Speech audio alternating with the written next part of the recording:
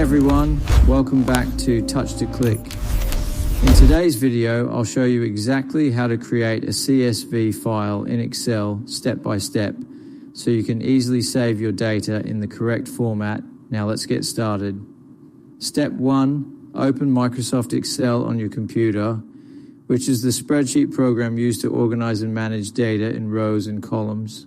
You can open an existing workbook if you already have data, or click on Blank Workbook to start a new worksheet from scratch. Step 2. Enter the data you want to include in your CSV file, placing information into separate rows and columns to keep everything organized. This structure is important because CSV files store data in a tabular format, making it easy to use in databases and other applications. Step 3.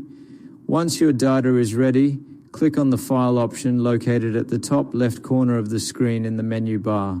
From the drop-down menu, select Save As, which allows you to choose the file type and location for saving your document. Step 4.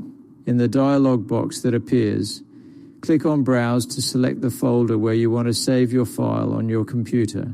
Then type your desired file name, choose CSV, delimited from the Save as Type drop-down list, and click Save to create the CSV file. Step 5. After saving, minimize the Excel window and go to the folder where you saved the file to make sure it is there. Double-click the CSV file to open it and verify the contents, ensuring your data has been saved correctly in CSV format.